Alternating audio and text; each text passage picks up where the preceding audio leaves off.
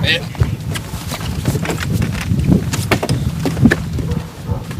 stay on, baby. Please stay on.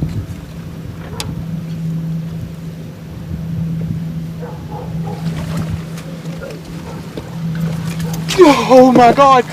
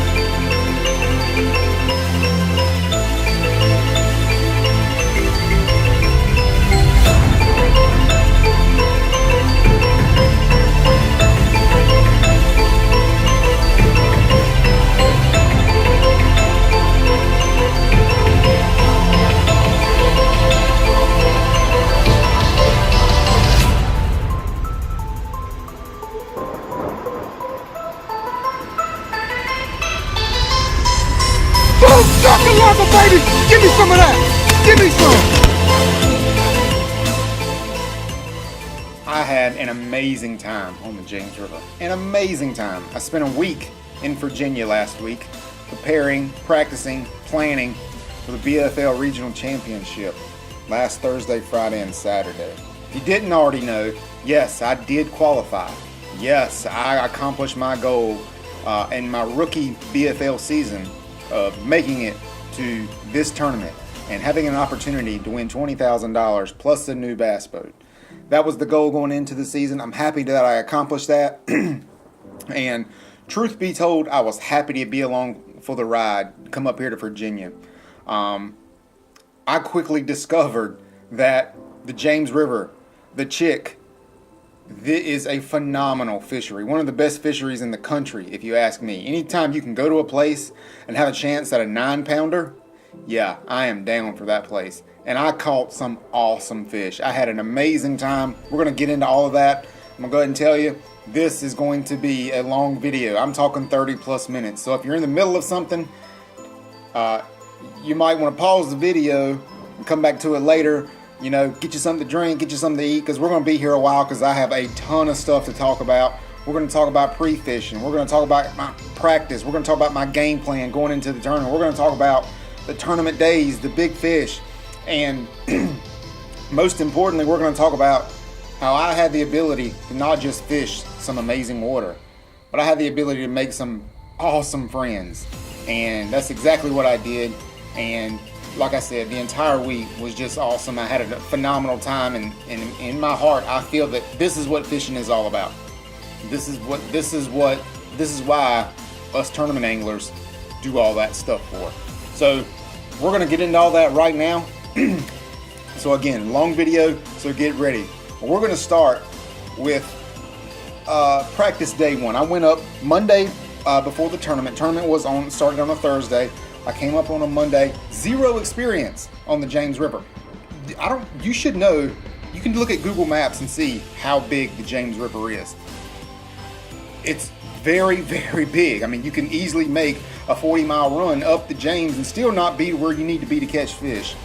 There's also the Chickahominy River. I think I'm pronouncing that right. But what I'm trying to tell you is there is a ton of water to look at. I had a game plan going into this, and my game plan was I can't run through all this water. There's just no way I can't do it. So my goal was to take the back third of the Chickahominy River and learn everything I could about it. Everything I can learn about that river, figure it out. And that was my game plan going in, because I just didn't have enough time to figure out the entire thing. On day one, I didn't do a whole lot. I only caught 2 keepers all day. But I did have the ability to narrow down a color for my worms, maybe figure out a little top water bite in regards to what they might bite. But again, day one was just kind of scouting things around, and I think I rode around for a good hour or so just looking at stuff. And I actually did ride all the way down to the bottom of the chick. I started at the top and I rode all the way down and got a good look at everything. And I didn't like what I saw down there. The top of the chick up near the dam is very clear black water, and that's what I'm used to fishing in my rivers. So that's where I was comfortable at. I knew that I knew how to catch fish in that kind of water. So that was my plan. Concentrate on that black water at the top third of the chick. Day 2 was better for me. As a matter of fact, each day I was there, I got better in practice. I was able to figure out a worm bite on the second day of practice. I figured out a color. I figured out locations as well. I had fish that were shallow in the grass, and I also had fish that were deep on rocks and laydowns. This fish here that you're looking at right here, I caught that fish in deep water. It might not have been super deep water, but if it was shallow, it was near deep water. So I had a couple of different things going on. But the third day of practice is really where everything started to click for me. I had my best day there. I ran into a crankbait bite, and I figured out what these fish might want. They didn't want a big giant crankbait. They wanted a smaller crankbait. So I actually tied on a smaller crankbait, and about 4 casts later, I hooked into what was probably my biggest fish of the week there. This was a 5.5 pound fish, and I caught it within 3 or 4 casts of really starting down this grass line. And this fish gave me so much confidence, a ton of confidence. And I'll tell you what, I'll probably just let you listen in here to me talking while I'm catching this fish.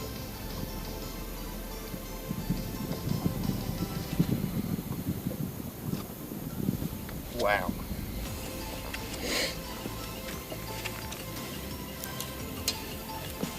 I think it's a 4 pounder.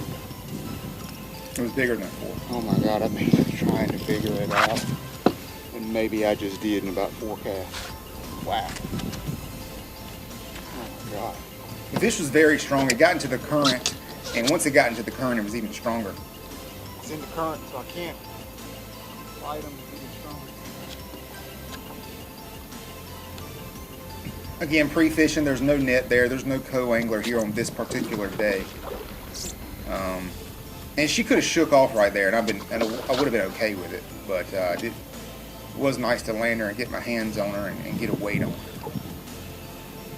I rarely use a net. I never use a net unless I'm fishing with a co-angler. Now I'm pre-fishing here, and there's some boats behind me, and you can probably see right there, I'm kind of quick to get that fish down so nobody sees her. I'm sure they saw me fighting her. I don't know if they saw how big she was. But there is some secrecy stuff going on here. When you're fishing a big giant tournament like this, you don't want somebody to see you catch a 5.5 pounder right in front of them. So I was very secretive about this fish. I tried to keep it down as much as I could. Jesus Christ, look at that football. And they're all shaped like that. The big fish up there are like footballs, at least the ones I caught.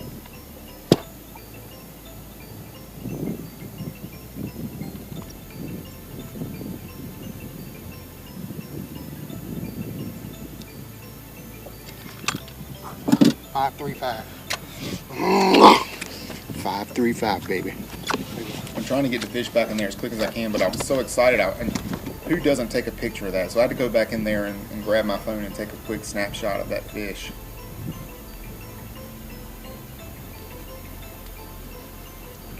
She did swim away fine. She got hooked in the face. The back hook was in the corner of her mouth. The front hooks were kind of close to the side of her head near her eye.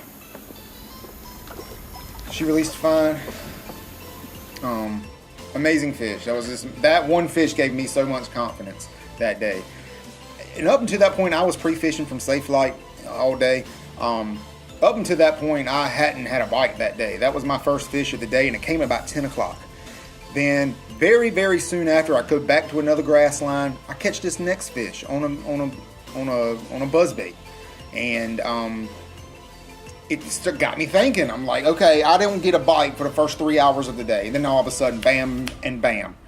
I'm starting to figure out this current, the tide. The tides move. When the tide's moving, when the water's pulling out of here, that's when they start eating. And that's when I started to figure it out. Water's moving, they're going to be eating. So this right here, you guys aren't going to believe what I'm doing right here. I don't know if you could tell, but I just launched a 6XD about 60 yards in the air. During pre-practice, one of the guys that I met up here who I just now think the world of, and helped me out tremendously, and again, we'll get to all that here soon. He found this spot. There was some back and forth on who found it, but I'll give him credit for finding it. He found this spot. He called it a ledge. And I saw him, he told me he caught one off of it. We were fishing the same stuff. And so I went back to it later, the next day, and I scanned over it, and it's actually a hump. So I found an underwater hump on the chick that had two things on it. Number one, it had structure. It had a 6 foot drop off, and you can clearly see it with your down scan exactly what's on it. You can clearly mark fish on it. This fish is in practice. I pulled this fish out of what I'm thinking is about 16 foot of water at the time, considering the tide and everything. But I'm sitting in 22 foot of water, so there is a significant hump down there that again he found and told me about, and that was my game plan going into this tournament, and it almost paid off. And you're going to see that real soon. This hump paid off for me big time. This was a very hot area. Apparently, a lot of people like to fish the upper part of the chick here, and that was my plan going in, was to fish that section. And it almost paid off because I do catch an awesome fish here off that hump on the day one of the tournament, my first fish of the tournament. But anyway, going on to my next fish on my third day of practice. This was I'm going to call it a dock fish, but it really wasn't. Because I'm throwing about 20 foot out in front of the dock in the current on a trick worm. And that fish, it's a small keeper, but it ate a trick worm well out in front of the dock in the current, which further proved to me these fish are eating in when the water is rolling. So while we're here, before I get started with the tournament stuff, this spot might look familiar. This is where I was just fishing that hump. I had the opportunity to stay with a good group of guys. One of those guys' name is Pete Balishin. I think that's how I pronounce his last name. But Pete is a phenomenal guy. And you can see him right there to the right of the screen. He actually had just found that hump at that time, and we were giving each other a little bit of banter back and forth. And Pete, I learned a lot from Pete and I would say we kind of tag teamed this tournament. We actually stayed in the same cabin together, me and a group, him and two other guys, in an effort to try to save money. And you can say we tag teamed it, but it was mostly Pete. Pete gave me great ideas. He helped me get on fish. He helped me catch fish, and I made an amazing friend this week in Pete. And he actually won this tournament last year as a co-angler, and that boat you see him in right there, he won it. That's a Ranger Z518 that he won last year, and he is deadly at the back of the boat, and from what I saw, he's even better at the front. So I'm lucky to have met him because he helped me out a ton. We talked all week long. We were on some of the same stuff. I fished some of the same stuff he did in pre-practice. The only difference was I didn't catch anything on that stuff. And, he gave me ideas on how to fish, what to throw, how to work it. He sold me on the whole finesse game. Really, when you come to these rivers and stuff, you don't think about throwing shaky heads. You don't think about throwing 8-pound line because it's black water and you really don't need that type of finesse game. It's black, it's muddy, but he sold me on it. He caught fish all week on 8-pound line, and I learned a lot from him, and I'm super grateful. I could have went into that tournament and not caught one fish and still been happy because I learned so much from him. I learned just a little bit of everything about bass fishing. He's from Tennessee. He fishes a lot of the mountain lakes up there, and like I said, he's a great guy.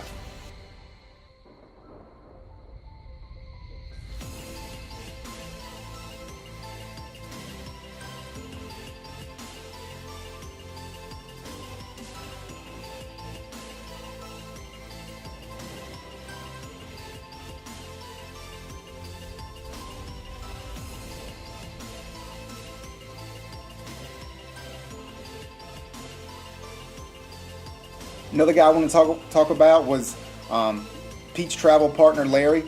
Larry's a phenomenal guy as well. He's a little bit green around the ears, just like I am. He's still learning the game as well. And I enjoyed staying with both of these guys. They're great, great guys. So, with all that being said, now is game time. As you see here, we're doing the national anthem. And it's hand over hearts, and it's time to get it rolling. And I'm pumped for this tournament. I have a good game plan. I'm confident. I caught great fish in practice.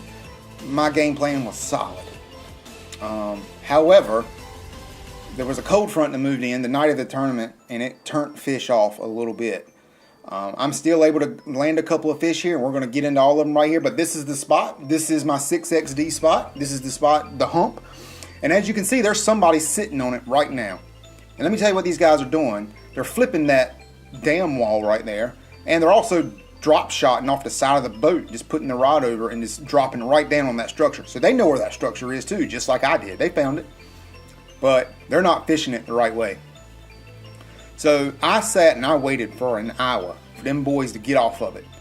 I went back and forth, back and forth, back and forth, fishing and out the grass line out in front of that hump. But I was finally said, okay, enough's enough. I don't want to be, a butthole here, but I'm ready to fish my stuff. So I pick up that 6XD and I launch it. And I promise you, I put it about 5 yards from their boat. It had to splash them. When it hit the water, the 6XD had to splash their bow. That's how close it was. I wanted to fish it, and I waited and waited and waited, and they weren't doing anything either. They were sitting right there. So I pick up the 6XD, I throw it, 5, 6, 7 times, and I'm hitting the structure down there. I can feel it doing its thing. I keep throwing it. I'm dedicated to this spot. I'm confident in this spot. I'm confident I can pull at least a small keeper off of this fish, off of this place. You can see right here I'm hung up in it. I'm able to work it loose though, thankfully here. But again, very, very confident in this spot. And I believe in this cast here that I'm getting ready to throw, you might be able to see exactly how close I get to their boat. I guess not, but I do believe this is the cast where I actually land this fish. I was very excited. Nope, it's this cast. So I'm launching it as hard as I can, and I'm getting it down. What you're going to see here is you're going to see me hit the structure, feel like I'm hung up, it pops loose, and then about three turns of the reel later, she hits it. This is going to be about a 4.5 pound fish. So right there I hit the structure. 3 or 4 casts later, bam, I'm on. Didn't have to set the hook, didn't have to do anything. I'm using triple grips that are really sharp. The hooks kind of set themselves, and then the fight is on. You don't really know how big the fish is. At least I didn't right now. It kind of felt like the other small keepers I had caught off of this previously. But the fish comes up and jumps. Woo! And you can see I get a little excited. That's how we get it started, baby. Give me some. The whole time this is going on, boys over there drop shotting off the side of the boat are looking at me. And I'm pretty sure they got to be like, wow, what did he just do? He just caught this fish out from underneath of us. So you can see them over there in the yellow, and they're looking. And it was a pretty good feeling knowing that I'm doing something that you're not, and I just caught a 4.5 pounder out from underneath of you. So that was a good feeling for me. That was a great fish. I want to say this was about 8:30 in the morning, about an hour and a half after blast off. A great way to start the day. When you start the day with a 4.5 pounder, that's great. I felt really, really confident after this fish. However, it dried up. That was the last fish I would catch on that hump all tournament. Now, I'm not making any excuses. I'm not, maybe I didn't dedicate myself to it enough on day 2 or later in the day on day 1, but I couldn't pull off any more fish off of it. Also, the shad went away. This place was loaded with shad. Big balls of bait fish. As you can see, the 4 pounder there. Big balls of bait fish were all back here. There were pods of them. And all that went away. I don't know why, I don't know what happened. I was counting on it, but it all went away. This fish again came in about 8:30 in the morning, and it was my last fish off of this spot at all. Not sure why. Been catching them all practice, but it just dried up on me. Things happen. But I want to say after I caught this 4.5 pounder, I sat on it for a while. I kept on casting, and I thought that, okay, you just caught a monster, so maybe you just got the whole thing fired up. It didn't really work out that way. I don't know if that was just a lone big girl down there, and I picked the last one off, I guess. But my day wasn't done after that one fish. I'm sitting with about 4.5 pounds. This fish here, it's about 12:30 in the afternoon now. I'm getting a little worried. I'm getting really worried. I'm like, this cannot be happening again. I gotta be able to put something together here. I love a buzzbait. I'm in love with a buzzbait. Didn't have a whole lot of success with a buzzbait, but just before I catch this fish here, I told my co-angler, I said, I'm gonna throw this buzzbait because I need a 6-pounder, and I called my shot.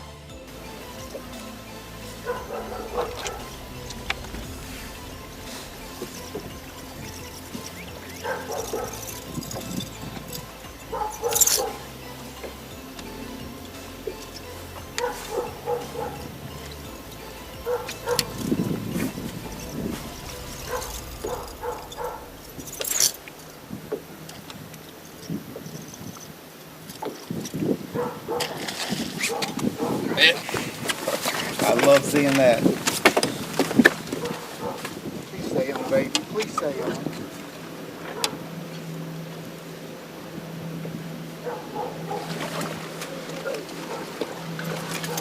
Oh my God! Boom shakalaka, baby! Give me some of that! Give me some! Thought I was gonna lose that one for you there, buddy. Good God, that's a tank. Woo, baby! Huh?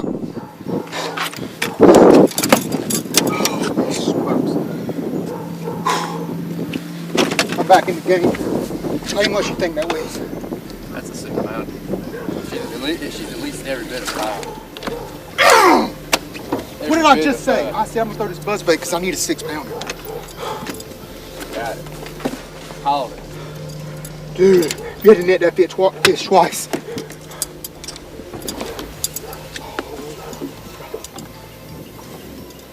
Oh my God. I'm back in the game, baby. Give me just a second. So let me go ahead and tell you, that video does not do that bass justice. The picture doesn't do it justice. None of that does it justice. That fish hit about 50, I don't know, 10 yards maybe, not less than 10 yards, 5 yards in front of the boat. It simply doesn't do it justice. It was incredible, the power of that fish. He destroyed my buzzbait, bent it all out of shape. And the co-angler, that fish was so strong, so powerful. My co-angler, who was a great guy named Tyler on day one, had to net the fish twice, and he almost lost it for me. That was what the oh my God sentence was for, because he got in the net so strong, jumped out of the net, and he had to net him twice.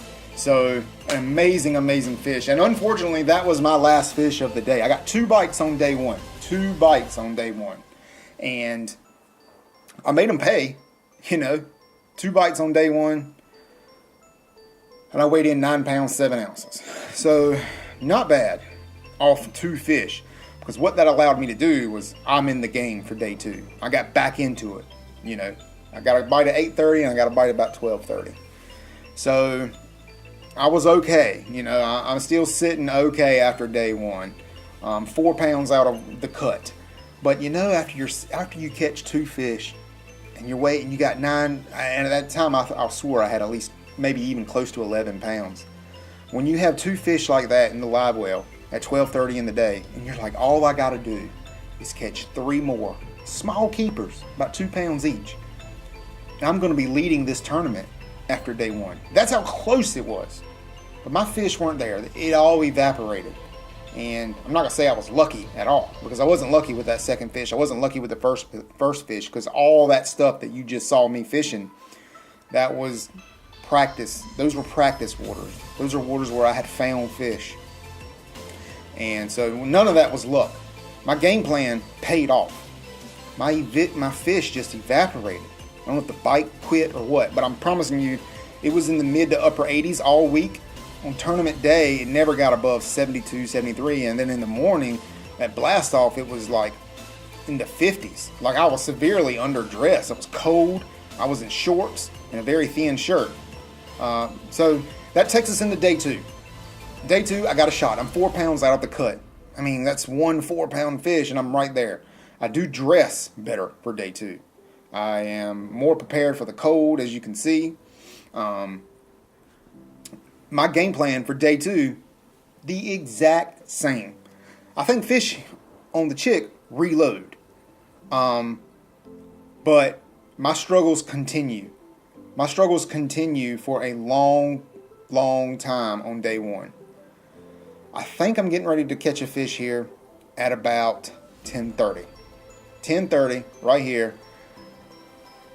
I finally put on a chatterbait, and I'm fishing the grass really hard and really fast, and I'm looking for that peat moss in the grass.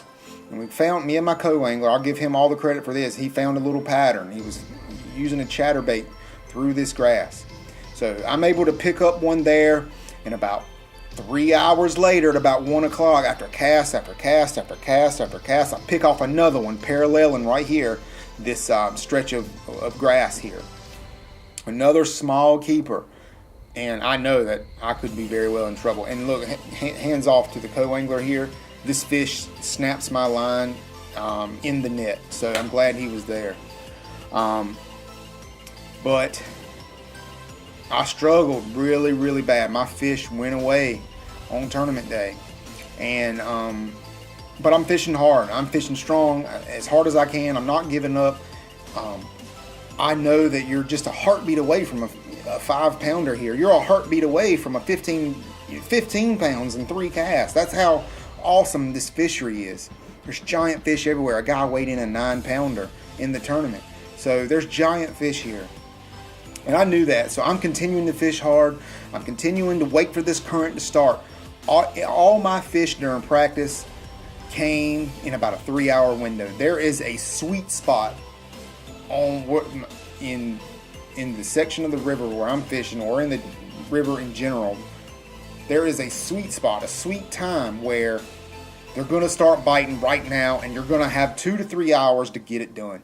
So I'm banking on that. The tide changed an hour each day, so it kept getting longer and longer into the day. Good news is I had the last flight on day 2, so I get that extra fishing time. Remember I was telling you about Pete. Pete is an amazing guy. He got on some hardcore fish. This is Pete right here leaving. Pete told me he was on fish. He told me he was catching some giants on his stuff on day 1. And I believe him, because I saw one of the fish he weighed in. I saw the crankbait that a fish destroyed. And I saw his co-angler's weight. His co-angler cast over his shoulder and caught some really great fish. And so I knew Pete was on fish. But Pete had to weigh in at 3 o'clock. And he told me, hey, come to my spot, come to this point at 3 o'clock. I'm leaving at 3 o'clock. You can have it after I go. And I'm like, sure. If I don't got anything, yeah, man, we'll go fish it. I fished this spot in practice, but I didn't catch anything, so I just kind of went over it. It's 3 o'clock. I have 2 keepers in the boat for about 4 pounds. And I get to cranking. I said, I don't have time for a worm. I don't have time for anything. I've got to get reaction bites. Reaction. I need giant fish, and I need them now. And I go to cranking. We're sitting here with an hour to go. You just saw me pick up my first one, and I am cranking as hard as I can. There's no games here. I am fishing as hard as I possibly can. I'm casting. I'm getting in as many casts in 1 hour as I can. I pull up on this spot at 3 o'clock. Pete's pulling away at 3:01. And I troll up to this point here where there's some wood, there's some grass, there's deep water, and there's shallow water. And I just hammer it to death. And I catch my first one pretty quickly within about 15 minutes. Then I continue to cast and cast and cast. My co-angler actually catches 2 fish behind me. He loses one at the boat, but he actually puts his 4th fish in the boat, and he qualifies for the second day. The fish you just saw right there, you saw I didn't even move. I mean, I just unhooked it, and my co-angler was really trying to help me as well. He said, I told him, throw that fish in the box for me. It was another keeper, and I got right back in there. I know I'm just minutes away. At this time, it's about 3:58, and well, I'll tell you what, just you can see what I'm doing here and how hard I'm fishing, and you can just listen in right here.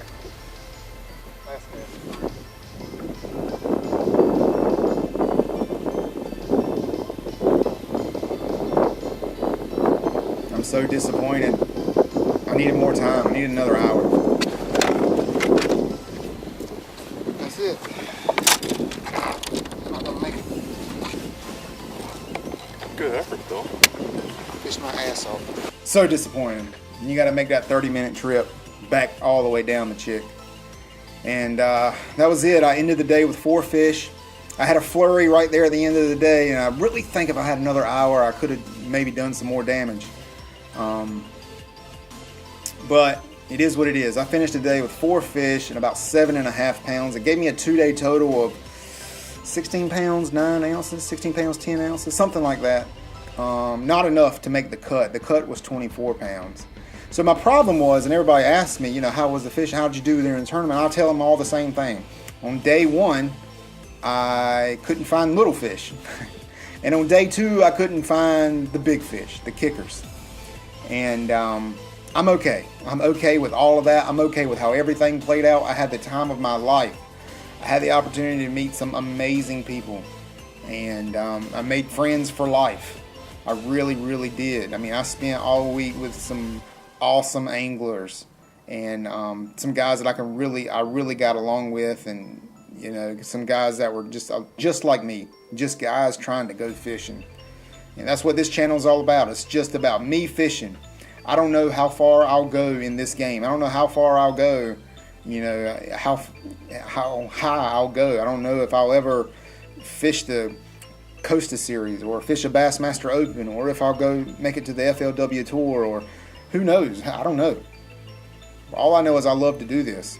And fishing this tournament and dedicating 100% of my time, dedicating a week of my life to this, made me realize that even more. And earlier this summer, I was getting burnt out because I was fishing so hard and it wasn't paying off. And over the course of the last couple of weeks, I've got that fire back. I got the fever back. And I feel like I was able to get it back because I became a better angler, because I had to go to all these new places, all these new areas, all these lakes I've never fished before. And I had to go and I had to weigh in 1 fish. I had to weigh in 2 fish. And I feel like it's made me a better angler. I just qualified for the 2018 North Carolina Bass Nation State Team as a co-angler. And I caught some giant fish on the James.